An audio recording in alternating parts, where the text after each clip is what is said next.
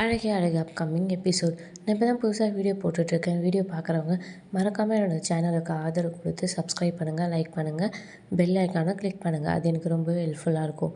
Video இன்ட்ரெஸ்டிங்காக இருக்கணும்னு சொல்லிட்டு நடுவில் ஒரு விடுகதை கேட்டிருப்பேன். அந்த விடுகதையை பார்த்தோன்னே யார் ஆன்சர் கண்டுபிடிச்சிங்கன்னு கமெண்ட் பண்ணுங்கள். ஆன்சர் தெரியாதவங்க வீடியோ கடைசியில் பார்த்து தெரிஞ்சுக்கோங்க. மதியம் சுரேஷும் பார்த்திங்கன்னா ஒரு வழி அவங்க வீட்டுக்கு வந்து சேர்ந்துடுறாங்க. அவங்க வீட்டுக்கு வரும்போது பார்த்திங்கன்னா பாக்கியராஜ் மட்டும் தான் வா சுரேஷ் வா மதி அப்படின்னு சொல்லி கூப்பிட்றாரு. அதுக்கப்புறம் பார்த்திங்கன்னா பாக்கியராஜ் பொண்ணு பார்த்திங்கன்னா சித்தி சித்தப்பான்னு ரொம்ப ஆசையாக போய் கட்டி பிடிச்சிக்கிறாங்க. அதுக்கப்புறம் சுரேஷ் வந்து உக்காடுறாங்க. சுரேஷ் தலையில் அடிபட்டது அவங்க அம்மா பார்த்துடுறாங்க. ஏய் என்னடா இது தலையில் இந்த அளவுக்கு வீங்கியிருக்கு, என்னடா ஆச்சு அப்படின்னு சொல்லி கேட்குறாங்க. அம்மா அதெல்லாம் ஒன்றும் இல்லை விடுமா அப்படின்னு சொல்கிறாங்க. டேய் என்ன ஆச்சுன்னு சொல்கிறா, இவ்வளோ பெருசாக அடிபட்டிருக்கு, எங்கே போய் விழுந்த அப்படின்னு சொல்லி கேட்குறாங்க. இல்லைம்மா அங்கே மாமா வீட்டில் பாத்ரூமில் பழுப்பில் வச்சுக்கிட்டேன் அப்படின்னு சொல்கிறாங்க. டேய் பழுப்பில் வச்சுக்கிட்டாவோட இப்படி ஆகும், என்ன தாண்டா ஆச்சுன்னு சொல்லி கேட்குறாங்கம்மா. அதெல்லாம் ஒன்றும் இல்லை நீ விடுமா, நீ எதுக்கு இப்போ அதையே பார்த்துட்ருக்க, நான் தான் சொல்கிறேன்ல பாத்ரூமில் வச்சுக்கிட்டேன்ட்டு அப்படின்னு சொல்லி சொல்கிறாங்க. அதுக்கப்புறம் பாக்கியராஜ் பார்த்திங்கன்னா மதி சரிப்பா நீ உள்ளே போ அப்படின்னு சொல்லி சொல்கிறாரு.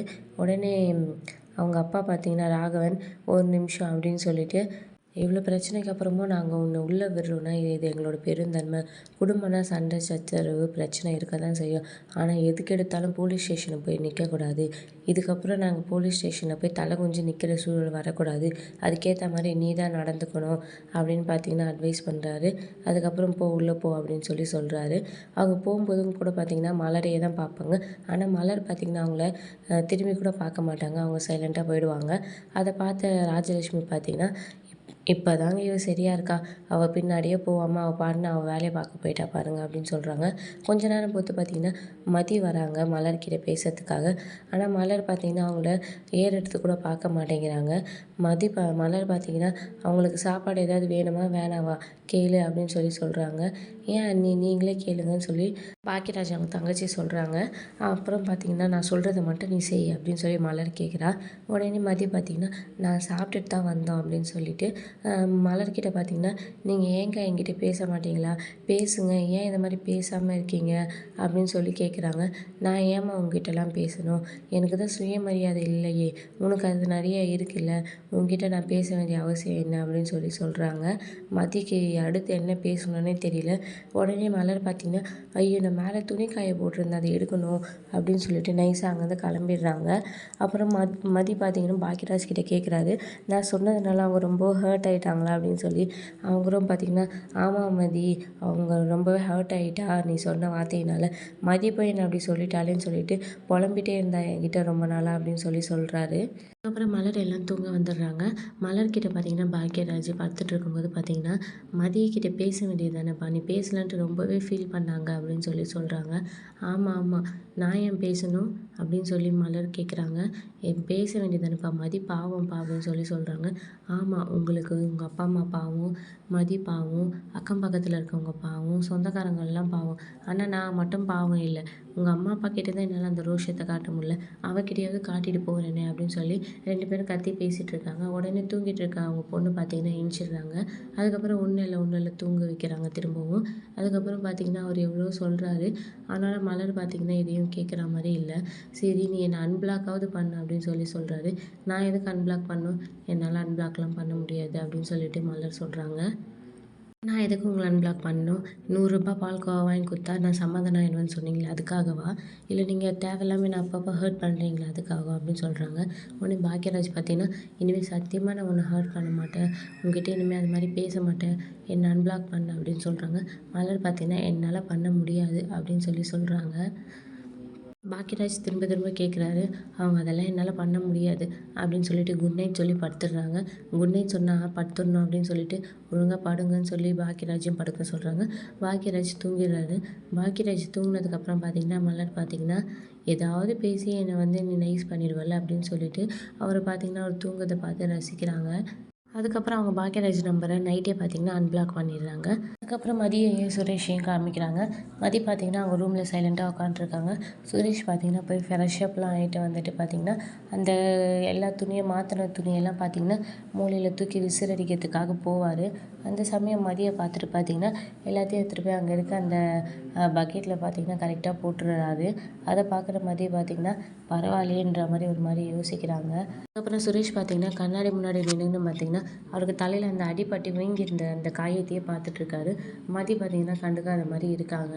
சுரேஷ் பார்த்திங்கன்னா அங்கே அவங்க மாமா வீட்டில் நடந்ததையே திரும்ப திரும்ப யோசிச்சு பார்க்குறாரு. யோசிச்சு பார்த்துட்டு திடீர்னு பார்த்திங்கன்னா அவங்க கட்டிலெலாம் எப்படி இருக்குன்னு பார்த்திங்கன்னா ஒரு மாதிரி அதை பார்த்து சர்ச் பண்ணுற மாதிரி பண்ணிகிட்ருக்காரு. மதி பார்த்திங்கன்னா திரும்பவும் கண்டுக்காத மாதிரி கவனம் உட்காந்துட்ருக்காங்க. அதுக்கப்புறம் பார்த்திங்கன்னா மதி பார்த்திங்கன்னா எனக்கு நாளைக்கு காலேஜுக்கு கொஞ்சம் ப்ரிப்பேர் பண்ண வேண்டியது இருக்குது, நான் போய் ப்ரிப்பேர் பண்ணிவிட்டு வரேன் அப்படின்னு சொல்லிட்டு நைஸாக அங்கேருந்து கிளம்பிடுறாங்க. எப்படி போகிறப்ப எதுவும் நடக்காத மாதிரி நான்சென்ஸ் அப்படியே பெரிய ப்ரொஃபஸர்னு நினப்பு இவருக்கு மனசில் அப்படின்னு சொல்லி சொல்கிறாரு. மதி பார்த்திங்கன்னா வெளியே உட்காந்து ப்ரிப்பேர் பண்ணிகிட்ருப்பாங்க. இவர் பார்த்திங்கன்னா அவங்களே எட்டி பார்த்துட்ருப்பாரு. மதி திரும்பவும் கண்டுக்கவே மாட்டாங்க. அவங்க பாட்டுன்னு அவங்க வேலையை செஞ்சிட்ருப்பாங்க. விடுகதை. நடக்கவும் மாட்டேன், நகராமல் இருக்கவும் மாட்டேன், நான் யார்? மறுநாள் காலையில் பார்த்திங்கன்னா எப்பவும் போல் மலர் பார்த்திங்கன்னா கிச்சனில் போய் வேலை செஞ்சிட்ருப்பாங்க. பாக்கியராஜன் தூங்கி எழுந்திரிச்சிட்டு ஃபோனை பார்த்துட்டு என் பொண்டாட்டி என்னை அன்பிளாக் பண்ணிட்டாளா அப்படின்னு சொல்லிட்டு மெசேஜ் அனுப்பிச்சிட்ருப்பாரு, இமேஜ் அனுப்பிச்சிட்ருப்பாரு. அந்த ஃபோன் பார்த்திங்கன்னா அங்கே கிச்சனில் அவங்க அம்மா கிட்டே இருக்கும். அவங்க அம்மா இதை பார்த்துட்டு என்ன காலையிலேயே உனக்கு இவ்வளோ மெசேஜ் வருது, எல்லாம் ஹார்ட்டாக அனுப்பிச்சுட்ருக்காங்க, யார் உனக்கு இதெல்லாம் அனுப்புறது அப்படின்னு சொல்லி கேட்குறாங்க. வேறு யார் அனுப்புவான், உங்கள் பையன் தான் அனுப்புகிறாரு அப்படின்னு சொல்லி சொல்கிறாங்க. யார்? என் பையன் இங்கே உள்ளே இருந்துக்கிட்டே உனக்கு ஹார்ட் அமிஷன் இருக்கானா அப்படின்னு சொல்லி சொல்கிறாங்க. அந்த சமயம் கரெக்டாக பாக்யராஜ் வந்து பார்த்திங்கன்னா மலரே நீ என்னை வந்து அன்பிளாக் பண்ணிட்ட போல அப்படின்னு சொல்லிட்டு மலரை கண்டுபிடிக்க வராரு. மலர் உடனே பார்த்திங்கன்னா உங்கள் அம்மா இங்கே தான் இருக்காங்க பாருங்கள் அப்படின்னு சொல்கிறாங்க. உடனே பாக்யராஜ் பார்த்திங்கன்னா பேந்த முழிக்கிறாரு. அப்புறம் அதை சமாளிக்கிறதுக்காக என்னம்மா கால் வலிலாம் பரவாயில்லையா அப்படின்னு சொல்லி கேட்குறாரு. பரவாயில்லடா கொஞ்சம் நேரம் வரைக்கும், அதுக்கப்புறம் சரியாயிடும். அப்பா வாக்கிங்லாம் போயிட்டு வந்துட்டாரா? அதெல்லாம் எப்போயோ போயிட்டு வந்துட்டாரு. நீனா காலங்காலத்துலேயே மெசேஜ் அனுப்பிச்சுட்டு இருக்கேன் போல உன் பொண்டாட்டிக்கு, இன்னும் இப்போ தான் புதுசாக கல்யாணம் ஆன மாதிரி எண்ணமா அவங்களுக்குலாம் அப்படின்னு சொல்லி பார்த்தீங்கன்னா அவங்க ஒரு பக்கம் கிண்டல் பண்ணி பேசிகிட்ருக்காங்க. பாக்கியராஜ் என்ன அப்படின்னு சொல்லி கேட்குறாரு. நீங்கள் அனுப்பிச்ச மொத்த மெசேஜ் உங்கள் அம்மா தான் முதல்ல பார்த்தாங்க, அதுக்கப்புறம் தான் நானே பார்த்தேன்.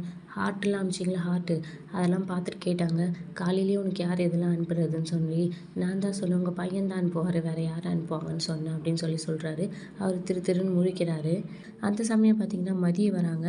மதி வந்துட்டு பார்த்திங்கன்னா எல்லாருக்கும் குட் மார்னிங் சொல்கிறாங்க. மலருக்கும் குட் மார்னிங் சொல்கிறாங்க. ஆனால் மலர் பார்த்திங்கன்னா திரும்பவும் அவங்கக்கிட்ட பேச மாட்றாங்க. மாமியாருக்குமே குட் மார்னிங் சொல்கிறாங்க, அவங்களும் கண்டுக்க மாட்டேங்கிறாங்க. மதி எப்படியாவது மலர்கிட்ட பேசணும் இன்றைக்காவது அப்படின்னு சொல்லிட்டு ரொம்பவே ட்ரை பண்ணுறாங்க. மதி பார்த்திங்கன்னா அவங்கக்கிட்ட பேச போகும்போதெல்லாம் அவங்க பார்த்திங்கன்னா மூஞ்சியை திருப்பிக்கிறாங்க. அவங்கக்கிட்ட எப்படியாவது பேசணும் இன்றைக்கின்னு சொல்லிட்டு என்கிட்ட பேச மாட்டேங்களா, குட் மார்னிங் கூட சொல்ல மாட்டேங்களான்னு சொல்லிட்டு திரும்ப பார்த்திங்கன்னா மலர்கிட்ட போய் மதி பேசுகிறாங்க. ஆனால் மதி கண்டுக்கவே மாட்டேங்கிறாங்க. அங்கேருந்து உடனே கிளம்புறாங்க. மதி பார்த்திங்கன்னா அவங்கள போக விடாமல் அப்படியே தடுக்கிறாங்க. அப்படியே பார்த்திங்கன்னா இன்னையோட எபிசோட முடிக்கிறாங்க. இனி அடுத்தடுத்து ஒரு விறுவிறுப்புகளையும் சுவாரஸ்யங்களையும் ஷார்ட் அண்ட் ஸ்வீட்டாக தெரிஞ்சுக்க மறக்காமல் என்னோட இந்த புது சேனலுக்கு ஆதரவு கொடுத்து சப்ஸ்கிரைப் பண்ணுங்கள், லைக் பண்ணுங்கள், கமெண்ட் பண்ணுங்கள், பெல் ஐக்கானை கிளிக் பண்ணுங்கள். அது எனக்கு ரொம்பவே ஹெல்ப்ஃபுல்லாக இருக்கும். மறக்காமல் சப்ஸ்கிரைப் பண்ணிவிடுங்க. விடுகதையின் விடை மணிக்கூடு.